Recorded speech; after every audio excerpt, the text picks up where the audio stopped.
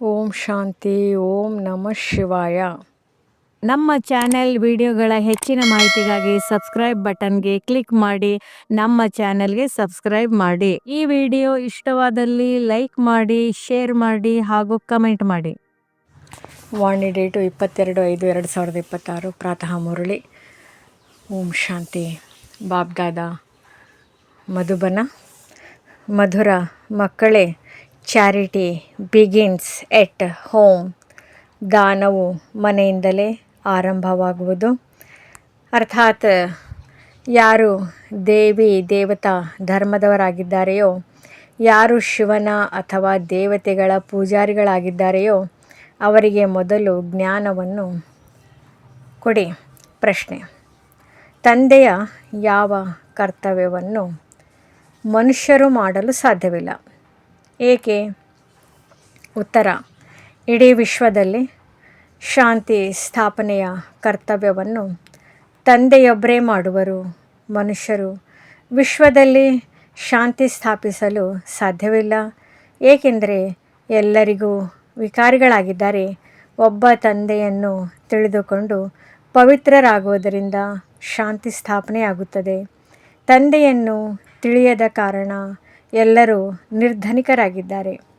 ಗೀತೆ: ಬದುಕಿದರೂ ನಿನ್ನ ಮಡಿಲಿನಲ್ಲಿಯೇ.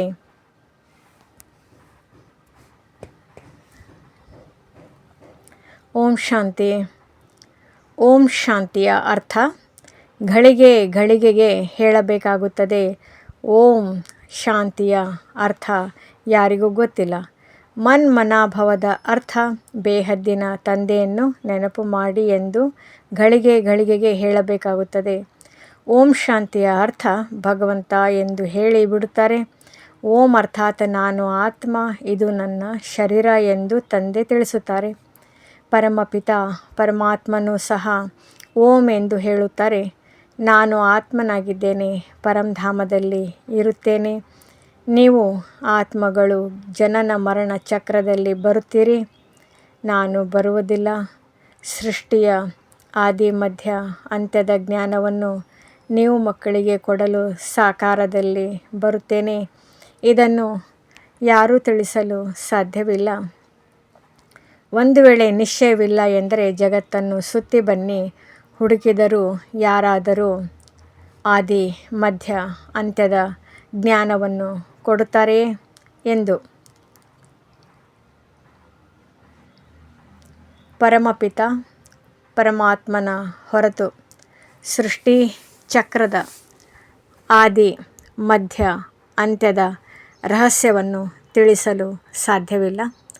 ಯಾರೂ ರಾಜಯೋಗವನ್ನು ಕಲಿಸಿ ಕೊಡಲು ಸಾಧ್ಯವಿಲ್ಲ.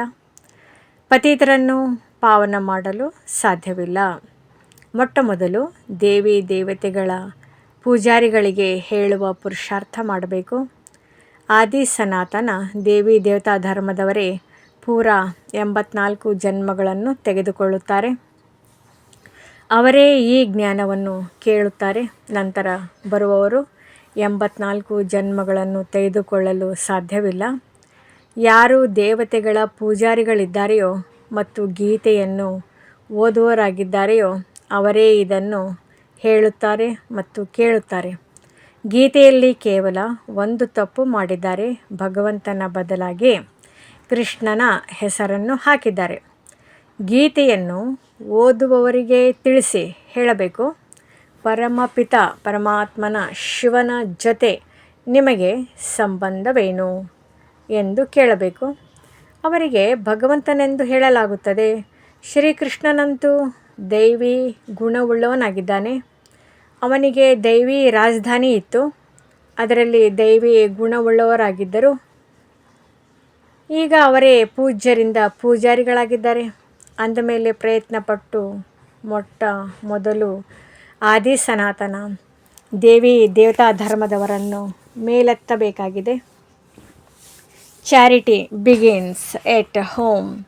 ಯಾರು ಶಿವನ ಪೂಜಾರಿಗಳಿದ್ದಾರೆಯೋ ಅವರಿಗೂ ಸಹ ತಿಳಿಸಬೇಕು. ಅಂದಮೇಲೆ ಶಿವನು ಅವಶ್ಯವಾಗಿ ಬಂದಿರಬೇಕು. ಆದ್ದರಿಂದಲೇ ಶಿವ ಜಯಂತಿಯನ್ನು ಆಚರಿಸುತ್ತಾರೆ. ಅವರು ಪರಮಪಿತ ಪರಮಾತ್ಮನಾಗಿದ್ದಾರೆ. ಅವಶ್ಯವಾಗಿ ಬಂದು ರಾಜಯೋಗವನ್ನು ಕಲಿಸಿರಬೇಕು. ಮತ್ಯಾವ ಮನುಷ್ಯರು ಇದನ್ನು ಕಲಿಸಲು ಸಾಧ್ಯವಿಲ್ಲ. ಕೃಷ್ಣನಾಗಲಿ ಅಥವಾ ಬ್ರಹ್ಮನಿಗಾಗಲಿ ಭಗವಂತನೆಂದು ಹೇಳಲು ಸಾಧ್ಯವಿಲ್ಲ. ಎಲ್ಲರ ಸದ್ಗತಿದಾತ ಒಬ್ಬ ತಂದೆಯೇ ಆಗಿದ್ದಾರೆ. ಅವರು ಜ್ಞಾನದ ಸಾಗರನಾಗಿರುವ ಕಾರಣ ಎಲ್ಲರ ಶಿಕ್ಷಕನಾಗಿದ್ದಾರೆ. ಸೃಷ್ಟಿಯ ಆದಿ ಮಧ್ಯ ಅಂತ್ಯದ ಇತಿಹಾಸ ಭೂಗೋಳವು ಬೇರೆ ಯಾರಿಗೂ ಗೊತ್ತಿಲ್ಲ. ನನ್ನನ್ನು ಜ್ಞಾನ ಸಾಗರ ಚೈತನ್ಯ ಬೀಜ ರೂಪನೆಂದು ಕರೆಯುತ್ತಾರೆ. ಇದಂತೂ ಉಲ್ಟಾ ವೃಕ್ಷವಾಗಿದೆ. ಆ ಬೀಜದಲ್ಲಿಯೇ ಆದಿ ಮಧ್ಯ ಅಂತ್ಯದ ಜ್ಞಾನವೂ ಇದೆ. ಇದರಿಂದಲೇ ನನ್ನನ್ನು ಜ್ಞಾನ ಸಾಗರ ಆಲ್ ಮೈಟಿ ಅಥಾರಿಟಿ ಎಂದು ಕರೆಯುತ್ತಾರೆ. ಯಾವುದರ ಅಥಾರಿಟಿ? ಎಲ್ಲ ವೇದಗಳು ಶಾಸ್ತ್ರಗಳು ಗ್ರಂಥಗಳನ್ನು ತಿಳಿದಿದ್ದಾರೆ.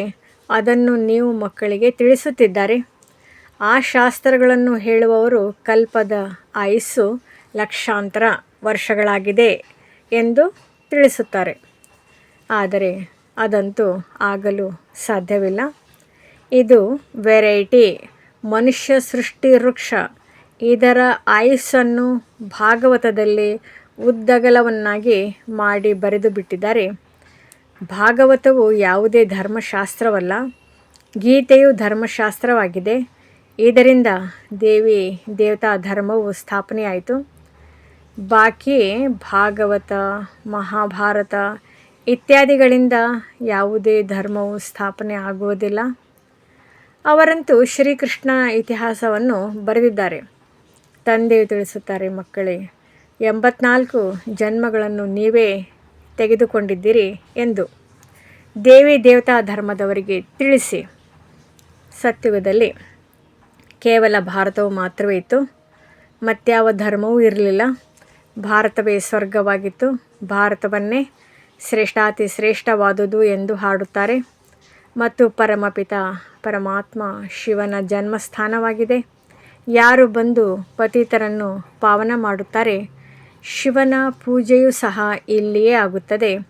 ಜಯಂತಿಯನ್ನು ಸಹ ಇಲ್ಲಿಯೇ ಆಚರಿಸುತ್ತಾರೆ. ಅವಶ್ಯವಾಗಿ ಪತಿತ ಪ್ರಪಂಚದಲ್ಲಿಯೇ ಬಂದಿರಬೇಕಲ್ಲವೇ? ಪತಿತ ಪಾವನ ಬನ್ನಿ ಎಂದು ಎಲ್ಲರೂ ಕರೆಯುತ್ತಾರೆ. ಭಾರತವು ಪಾವನವಾಗಿತ್ತು. ನಂತರ 84 ಜನ್ಮಗಳ ಚಕ್ರವನ್ನು ಸುತ್ತಿದೆವು. ಸ್ವರ್ಗವಾಸಿಗಳು ಯಾರು ಪಾವನರಾಗಿದ್ದರೋ ಅವರೇ ಈಗ ನರಕವಾಸಿ ಪತಿತರಾಗಿದ್ದಾರೆ. ಶಿವ ತಂದೆಯು ಪಾವನರನ್ನಾಗಿ ಮಾಡಿದರು. ರಾವಣನನ್ನು ಪತಿತರನ್ನಾಗಿ ಮಾಡಿದನು. ಈ ಸಮಯದಲ್ಲಿ ರಾವಣನ ರಾಜ್ಯವಿದೆ. ಪ್ರತಿಯೊಬ್ಬ ನರ ನಾರಿಯಲ್ಲಿಯೂ ಸಹ ಪಂಚ ವಿಕಾರಗಳಿವೆ. ಸತ್ಯುಗದಲ್ಲಿ ವಿಕಾರಗಳು ಇರುವುದಿಲ್ಲ. ನಿರ್ವಿಕಾರಿಗಳಾಗಿದ್ದರು.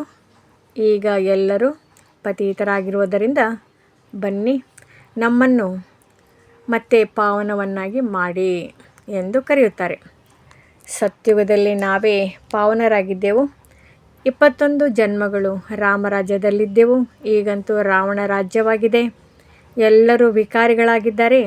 ಕಾಮ ಮಹಾಶತ್ರುವಾಗಿದೆ ಎಂದು ತಂದೆಯು ತಿಳಿಸುತ್ತಾರೆ. ಇದು ಆದಿ ಮಧ್ಯ ಅಂತ್ಯ ದುಃಖವನ್ನು ಕೊಡುತ್ತದೆ.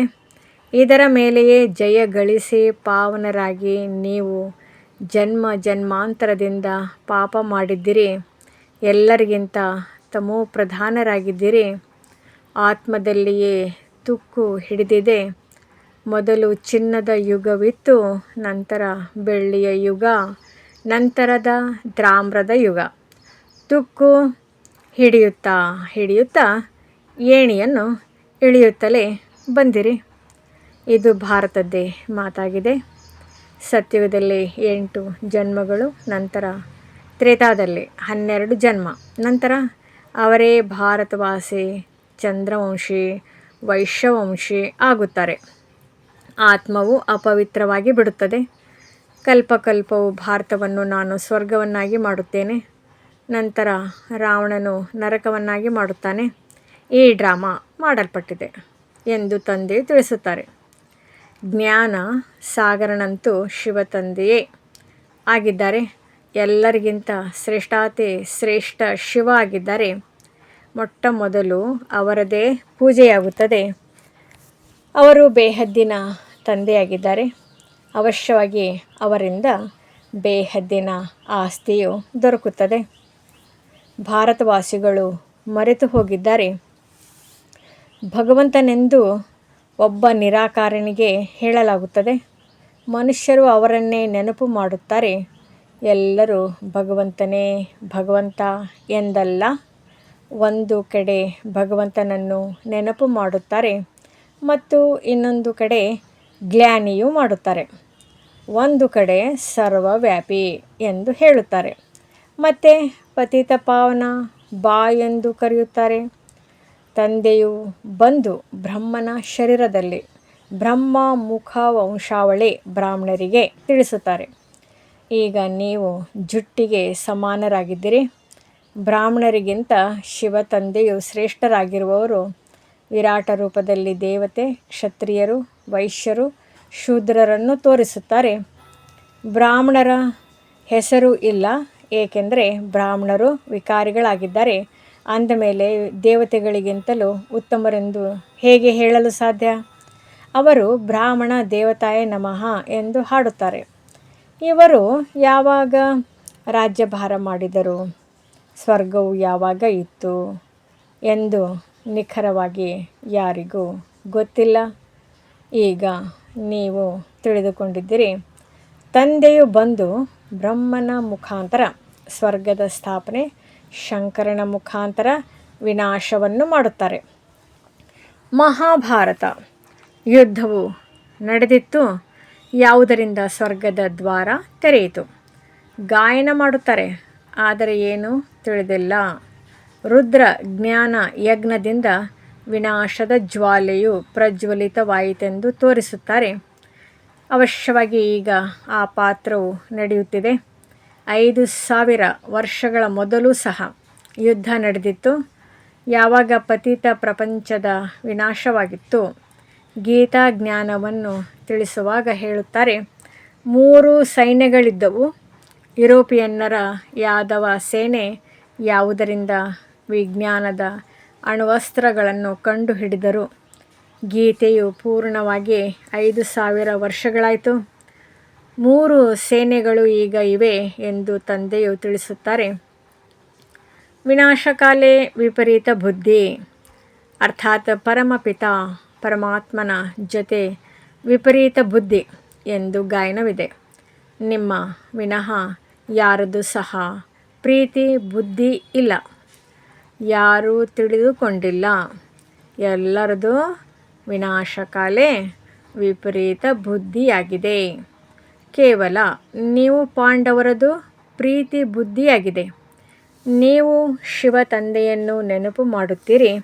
21 ಜನ್ಮಗಳಿಗೆ ಆಸ್ತಿಯನ್ನು ಕೊಡಲು ತಂದೆಯು ಬಂದಿದ್ದಾರೆಂದು ತಿಳಿದುಕೊಂಡಿದ್ದೀರಿ. ನಿಮ್ಮದು ಶಿವ ತಂದೆಯೊಂದಿಗೆ ಪ್ರೀತಿ ಬುದ್ಧಿಯಾಗಿದೆ. ಬಾಕಿ ತಂದೆಯನ್ನು ತಿಳಿದುಕೊಂಡಿಲ್ಲವೆಂದರೆ 3 ಸೇನೆಗಳಾಯಿತಲ್ಲವೇ? ನೀವು ಪಾಂಡವ ಸೇನೆಯವರಾಗಿದ್ದೀರಿ. ವಿನಾಶಕಾಲವಂತೂ ಇದ್ದೇ ಇದೆ. ಸಾವು ಸನ್ಮುಖದಲ್ಲಿ ನಿಂತಿದೆ. ನೀವು ಪವಿತ್ರರಾಗುತ್ತೀರೆಂದರೆ ಹೊಸ ಪ್ರಪಂಚದ ಮಾಲೀಕರಾಗುತ್ತೀರಿ ಎಂದು ತಂದೆಯು ತಿಳಿಸುತ್ತಾರೆ. ಸತ್ಯುಗದಲ್ಲಿ ಒಂದೇ ದೇವಿ ದೇವತಾ ಧರ್ಮವಿತ್ತು, ಮತ್ಯಾವುದೇ ಧರ್ಮವಿರಲಿಲ್ಲ. ಈಗ ಬೇರೆಲ್ಲ ಧರ್ಮಗಳಿವೆ. ಆದಿ ಸನಾತನ ದೇವಿ ದೇವತಾ ಧರ್ಮವೇ ಇಲ್ಲ. ತಮ್ಮನ್ನು ದೇವಿ ದೇವತೆಗಳೆಂದು ತಿಳಿದುಕೊಂಡಿಲ್ಲ. ನಾವು ಪವಿತ್ರರಾಗಿದ್ದೇವೆಂದು ಹೇಳಿಕೊಳ್ಳುತ್ತಾರೆ. ದೇವತೆಗಳ ಮುಂದೆ ಹೋಗಿ ಮಹಿಮೆಯನ್ನು ಮಾಡುತ್ತಾರೆ. ನೀವು ಸರ್ವಗುಣ ಸಂಪನ್ನರು, 16 ಕಲಾ ಸಂಪೂರ್ಣರು. ನಾವು ವಿಕಾರಿಗಳಾಗಿದ್ದೇವೆ. ನಿರ್ಗುಣನಲ್ಲಿ ಯಾವುದೇ ಗುಣವಿಲ್ಲವೆಂದು ಹೇಳುತ್ತಾರೆ. ತಂದೆಯನ್ನು ನೆನಪು ಮಾಡುತ್ತಾರೆ. ನೀವು ಸಹ ಒಬ್ಬ ತಂದೆಯನ್ನೇ ನೆನಪು ಮಾಡದ ವಿನಃ ಪಾವನರಾಗಲು ಸಾಧ್ಯವಿಲ್ಲ. ಶ್ರೇಷ್ಠ ಪದವಿಯನ್ನು ಪಡೆಯಲು ಸಾಧ್ಯವಿಲ್ಲ. ಅಪವಿತ್ರ ಪ್ರಪಂಚದ ವಿನಾಶವು ಯಾವಾಗ ಆಗುತ್ತದೆಯೋ ಆಗಲೇ ಪ್ರಪಂಚದಲ್ಲಿ ಶಾಂತಿ ಇರುತ್ತದೆ. ಭಾರತ ಮತ್ತು ಪ್ರಪಂಚದ ಶಾಂತಿಗಾಗಿ ಮನುಷ್ಯರು ಪ್ರಯತ್ನ ಪಡುತ್ತಾರೆ. ಆದರೆ ಇದು ಒಬ್ಬ ತಂದೆಯ ಕೆಲಸವೇ ಆಗಿದೆ. ಮನುಷ್ಯರಂತೂ ವಿಕಾರಿಗಳಾಗಿದ್ದಾರೆ. ಅವರು ಶಾಂತಿಯನ್ನು ಹೇಗೆ ಸ್ಥಾಪನೆ ಮಾಡುತ್ತಾರೆ? ಮನೆ ಮನೆಯಲ್ಲಿಯೂ ಜಗಳವಿದೆ. ತಂದೆಯನ್ನು ತಿಳಿಯದ ಕಾರಣ ನಿರ್ಧನಿಕರಾಗಿದ್ದಾರೆ. ಸತ್ಯುಗದಲ್ಲಿ ಅವಶ್ಯವಾಗಿ ಪವಿತ್ರತೆ, ಸುಖ, ಶಾಂತಿ ಇತ್ತು. ಈಗ ಪುನಃ ತಂದೆಯು ಆ ಪವಿತ್ರತೆ, ಸುಖ, ಶಾಂತಿಯನ್ನು ಸ್ಥಾಪನೆ ಮಾಡುತ್ತಿದ್ದಾರೆ. ಇದನ್ನು ಯಾರೂ ಮಾಡುವುದಿಲ್ಲ. ಭಾರತವಾಸಿಗಳು ಈಗ ನರಕವಾಸಿಗಳಾಗಿದ್ದಾರೆ. ಸ್ವರ್ಗದಲ್ಲಿದ್ದರು ಅಂದಮೇಲೆ ಪುನರ್ಜನ್ಮವನ್ನು ಸ್ವರ್ಗದಲ್ಲಿಯೇ ತೆಗೆದುಕೊಳ್ಳಬೇಕಾಗಿದೆ. ಈಗ ಪತಿತರಾಗಿದ್ದಾರೆ. ಆದ್ದರಿಂದಲೇ ಪತಿತ ಪಾವನ ತಂದೆಯನ್ನು ನೆನಪು ಮಾಡುತ್ತಾರೆ. ಪಾರಲೌಕಿಕ ತಂದೆಯನ್ನು ನೆನಪು ಮಾಡುವುದರಿಂದ ವಿಕರ್ಮ ವಿನಾಶವಾಗುತ್ತದೆ ಎಂದು ಈಗ ಮಕ್ಕಳು ತಿಳಿದುಕೊಂಡಿದ್ದೀರಿ. ಲೌಕಿಕ ತಂದೆಯಿಂದ ಹದ್ದಿನ ಆಸ್ತಿಯು ಸಿಗುತ್ತದೆ. ಪಾರಲೌಕಿಕ ಬೇಹದ್ದಿನ ತಂದೆಯಿಂದ ಬೇಹದ್ದಿನ ಆಸ್ತಿಯು ಸಿಗುತ್ತದೆ. ಇದು ತಿಳಿದುಕೊಳ್ಳುವ ಮಾತುಗಳಾಗಿವೆ. ಇದು ಯಾವುದೇ ಸತ್ಸಂಗವಲ್ಲ. ಅದು ಭಕ್ತಿ ಮಾರ್ಗವಾಗಿದೆ. ಇದು ಜ್ಞಾನ ಮಾರ್ಗವಾಗಿದೆ.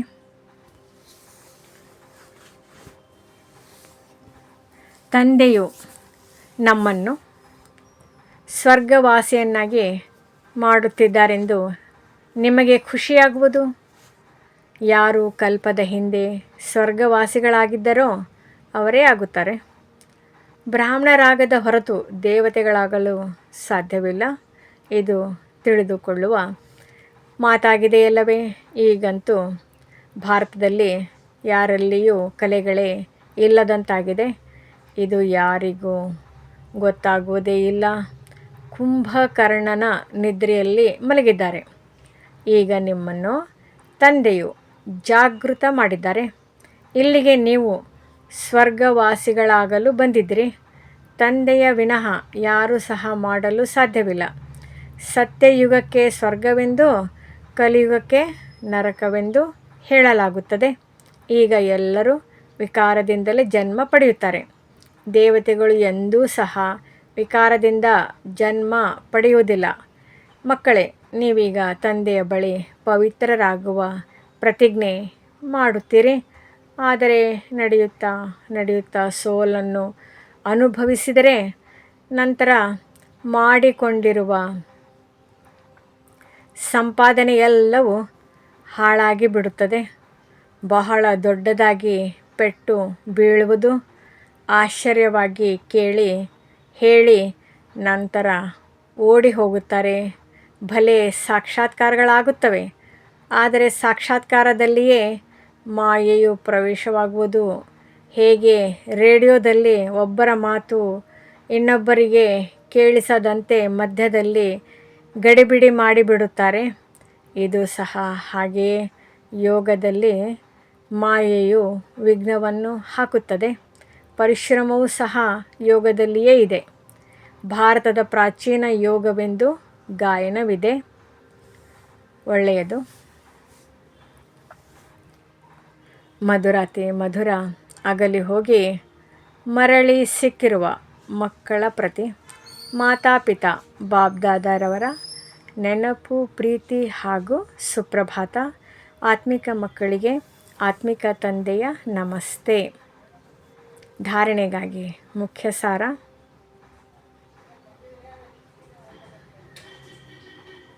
ಒಬ್ಬ ತಂದೆಯೊಂದಿಗೆ ಸತ್ಯ ಪ್ರೀತಿಯನ್ನು ಇಟ್ಟು ಸತ್ಯವಾದ ಪಾಂಡವರಾಗಬೇಕಾಗಿದೆ. ಮೃತ್ಯು ಸನ್ಮುಖದಲ್ಲಿ ನಿಂತಿದೆ. ಆದ್ದರಿಂದ ಪವಿತ್ರರಾಗಿ ಪವಿತ್ರ ಪ್ರಪಂಚದ ಮಾಲೀಕರಾಗಬೇಕಾಗಿದೆ.